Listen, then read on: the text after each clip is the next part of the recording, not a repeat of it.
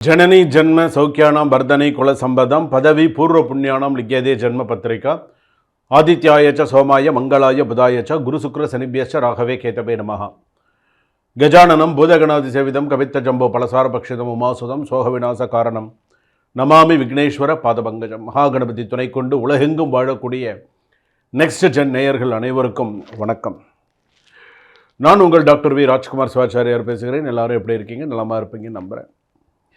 இன்றைய தினம் இப்போ இந்த பதிவில் நாம் பார்க்கக்கூடியது பிறக்கின்ற பிரபவ வருஷம், தமிழ் புத்தாண்டு, சித்திரை மாதம் எப்படி இருக்குது, 12 ராசி பரியந்தம், மேஷராசியிலிருந்து மீனராசி பரியந்தம் எப்படி இருக்குது, என்னென்ன சூழ்நிலைகள் இருக்குது, 12 ராசிக்காரர்கள் என்னென்ன விஷயங்கள்லாம் ப்ளஸ் மைனஸ் நமக்கு இருக்கக்கூடிய ஏற்றத்தாழ்வுகள் என்னென்ன விஷயங்கள்லாம் நமக்கு வரும், என்ன அடுத்து வரக்கூடிய குரு பயிற்சிகள் எல்லாம் அடுத்தடுத்து சில பயிற்சிகள்லாம் இருக்குது. ஸோ அப்போ இந்த 12 ராசிகளுக்கும் எப்படி இருக்குது அப்படிங்கிறது நம்ம பார்க்க போகிறோம். இந்த ராசியானது இப்போது சித்திரை மாதம் தமிழ் புத்தாண்டு அப்படிங்கிறத நம்ம சொல்கிறோம். இப்போ மேஷராசி தான் பார்த்திங்கன்னா சித்திரை மாதம் அப்படின்னு சொல்லுவோம்.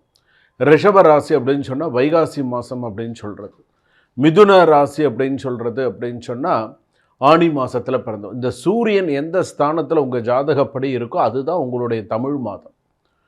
உதாரணத்திற்கு சூரியன் கன்னியா ராசியில் இருக்குது அப்படின்னு சொன்னால் நீங்கள் புரட்டாசி மாதத்தில் பிறந்திருக்கீங்க அப்படின்னு அர்த்தம். புரட்டாசி மாதம். இப்போ சூரியன் கடகத்தில் இருக்குது அப்படின்னு சொன்னால் நீங்கள் ஆடி மாதத்தில் பிறந்திருக்கீங்க அப்படின்னு அர்த்தம். ஸோ இது போல் 12 ராசிக்கும் பார்த்திங்கன்னா இந்த சூரிய பகவான் இந்த மாதம் வரக்கூடிய இது இப்போ மீனராசியிலேருந்து மேஷ ராசிக்கு சூரிய பகவான் பிரவேசிக்கிறார். அதுதான் பார்த்திங்க அப்படின்னு சொன்னால் புதிய, அதாவது அந்த தமிழ் புத்தாண்டில் பார்த்திங்கன்னா இந்த சூரிய பகவானை பேஸ் பண்ணி தான் எல்லாமே. இப்போ அந்த சூரிய பகவான் அந்த ராசிக்கு பிரவேசிக்கும் பொழுது எப்படி இருக்கும், 12 ராசிக்கெல்லாம் எப்படி இருக்கும், மற்ற கிரகங்கள் எல்லாம் பேஸ் பண்ணி எப்படி இருக்கும், சூரியன் முதல், அது சுற்றி இருக்கக்கூடிய கிரகங்கள் நீங்கள் நவகிரகத்தில் பார்த்துருப்பீங்க. ஸோ இந்த கிரகங்கள்லாம் எப்படி இருக்குது அப்படிங்கிறத நம்ம பார்க்க போகிறோம். கடைசி வரைக்கும் வீடியோ ஸ்கிப் பண்ணாமல் பாருங்கள். நிறைய நல்ல விஷயங்கள் இந்த சித்திரை மாதத்தில் செல்ல வேண்டிய முக்கிய ஆலயங்கள் மற்றும் பரிகாரங்கள் என்னென்ன செஞ்சுக்கணும், என்ன ஏது எல்லாமே விலாவரியாக விரிவாக பார்க்க போகிறோம். வாங்க வீடியோக்குள்ளே போகலாம். மிதுன ராசி நேயர்களே, மிதுன ராசிக்கு எப்படி இருக்குது? திருவாதிரை நட்சத்திரம் மிதுன ராசி, புனர்பூச நட்சத்திரம் மிதுன ராசி, மிருக சீரிஷ நட்சத்திரம் மிதுன ராசி. சுமை அதிகம் ஆனால் வெற்றி உன் பெயரில்தான். அந்த முதல் வார்த்தை அப்படிங்கிறத நீங்கள் அந்த மிதுன ராசி நான் சொல்லும் பொழுது அந்த முதல் வார்த்தையை நீங்கள் கவனிச்சுக்கணும். முதல் வார்த்தையை நீங்கள் நல்லா கவனிச்சிட்டீங்கன்னா அடுத்தடுத்து என்ன சொல்ல வருவாருங்கிறத நீங்கள் தெரிஞ்சுக்கலாம். சுமை அதிகம் ஆனால் வெற்றி உன் பெயரில்தான். ஜென்மகுருவின் தாக்கம் காரணமாக நீங்கள் எடுக்கும் முடிவுகள் வாழ்க்கையை மாற்றும் சக்தி கொண்டவை. அவசரப்படாமல் நிதானமாக நடந்து கொண்டால் பெரிய லாபம் உண்டு. வேலை பளு அதிகரித்தாலும் உழைப்புக்கு மதிப்பு கிடைக்கும். தேவையற்ற பேச்சு வாதங்களில் தவிர்த்தால் மன அமைதி கிடைக்கும். இதெல்லாம் நீங்கள் பண்ணணும்.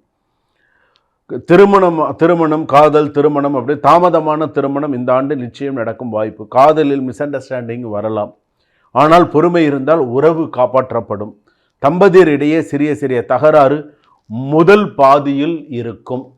இப்போ முதல் பாதி அப்படின்னு சொன்னால் சித்திரை வைகாசி ஆனி ஆடி வரைக்கும் சில பிரச்சனைகள் இருக்கும், கருத்து வேறுபாடுகள் இருக்கும். கொஞ்சம் கணவன் மனைவி விட்டு கொடுத்து போகிறது நல்லது. நான் எல்லா பதிவுலையும் அதை தான் சொல்லுவேன். கணவன் மனைவிங்கிறது ஒரு உயிர் மாதிரி, நீங்கள் 2 பேரும் ஒத்துமையாக இருக்கணும், எதுவாக இருந்தாலும் பேசிக்கணும், சண்டை போடக்கூடாது அப்படிங்கிறது நான் நிறைய சொல்லிட்டு தான் இருக்கேன். குடும்பம் அப்படின்னு எடுத்துனோன்னா பிள்ளைகள் மூலம் சந்தோஷ செய்தி. பிள்ளைகள் மூலம் சந்தோஷ செய்தின்னு என்ன? அப்பா நான் நல்ல மார்க் எடுத்துட்டேன்ப்பா, அம்மா நான் நல்ல மார்க் எடுத்துட்டேன்ப்பா, அம்மா அப்பாவுக்கு ஒரு சந்தோஷத்தை கொடுக்கக்கூடியது. அதுதான் ஒரு நல்ல செய்தி. இப்போ குடும்ப முடிவுகளில் எல்லோரையும் சேர்த்தால் நல்ல பலன்.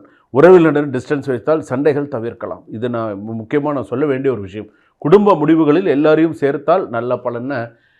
நீங்களாக ஒரு டிசிஷன் எடுக்கிறத விட குடும்பத்தில் 2 பேரை கேட்டு முடிவெடுங்க. மனைவிக்கு ஒரு முக்கியத்துவம் கொடுங்க. மனைவிக்கு முக்கியத்துவம் கொடுத்து கேளுங்கம்மா, நான் இதை செய்யலான்னு இருக்கேன், பண்ணலாமா, என்ன செய்யலாம், நீயும் சொல்லுமா, நீ என்ன சொல்கிற.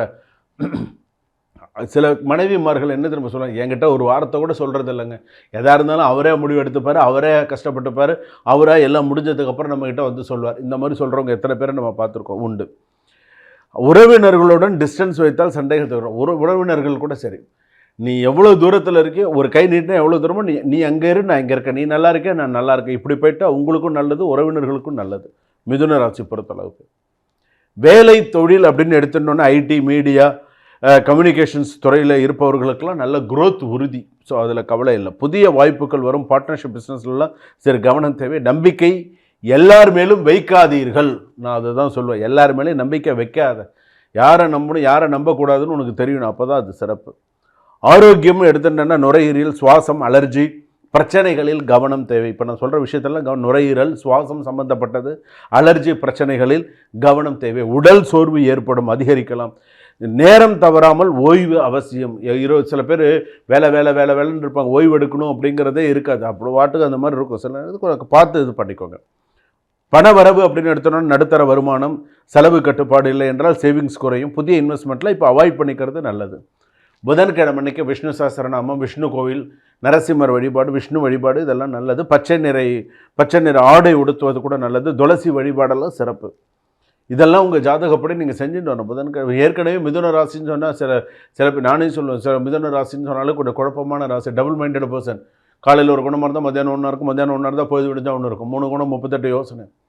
காலையில் ஒன்றா இருந்தால் மத்தியானம் ஒன்றா இருக்கும். மிதுன ராசிக்காரர்கள் ஆணாக இருந்தாலும் சரி பெண்ணாக இருந்தாலும் சரி குழப்பங்கள் அதிகமாக இருக்கும். தெளிவாக இருக்கிறவங்களை பைத்தியமாக்கணும்னு சொன்னால் மிதுன ராசி கூட ஃப்ரெண்ட்ஷிப் இருந்தால் போதும். நீங்கள் சொல்லணும்னு கோச்சிக்காதீங்க, அது உண்மை தான். இல்லைங்க இது இப்படி பண்ணலாம், அவன் கரெக்டாக போனாலும் போயிருப்பான். இவன் கூட சேர்ந்ததுனால இவன் என்ன தெரியுமா சொல்லுவான், இப்படி பண்ணலாம் அப்படி எதையாவது ஒன்று சொல்லி குழப்பி விட்ருவான். நானாக போயிருந்தால் கூட கரெக்டாக போயிருக்க மாட்டா, இந்த அளவுக்கு ஆயிருக்கா நீ ஏன்டா இப்போ நடுவில் வந்து இந்த மாதிரி அனுபவம் உள்ளவர்களுக்கு தெரியும் நான் சொல்கிறது. சாமி நீங்கள் சொல்கிறது கரெக்டுங்கிறது அனுபவம் உள்ளவர்களுக்கு தெரியும். ஸோ ஏன்னா அந்த மிதுன ராசி அப்படிங்கிறது அந்த மாதிரி. அதே போல் சில விஷயங்கள் எல்லாம் கவனமாக இருங்க. உங்களுக்கு அதிர்ஷ்டமான கிழமை அப்படின்னு எடுத்துக்கும்பொழுது உங்களுக்கு வந்து பார்த்தீங்க அப்படின்னு சொன்னால் புதன்கிழமை, வெள்ளிக்கிழமை, ஞாயிற்றுக்கிழமையில் இந்த சித்திரை மாதத்தில் கொஞ்சம் அதிர்ஷ்டமான கிழமை. பெருமாள் கோயிலுக்கு போயிட்டு வாங்க. இந்த இதுக்கெல்லாம் போயிட்டு வாங்க. அந்த திருவள்ளூர் பக்கத்தில் கூட இருக்குது இல்லைங்களா, அந்த மலை மேலே இருக்குது பாருங்கள், அந்த பெருமாள் கோயிலுக்கு கூட போயிட்டு வந்தால் ரொம்ப சிறப்பு. அது மாதிரி ஏதாவது நல்ல பெருமாள் ஆலயமாக போயிட்டு வாங்க, நல்ல சிறப்பாக இருப்பீங்க. வாழ்க்கையில் அடுத்தடுத்து நிறைய நல்ல விஷயங்கள் நடக்கணுமா, மன அழுத்தம் இல்லாமல் ஓரளவுக்கு இருக்கணும்னு மலை மேலே இருக்கக்கூடிய பெருமாள் தரிசனங்கள்லாம் சிறப்பை தரக்கூடிய. சரிங்களா? சுபம். வாழ்க வளமுடன்.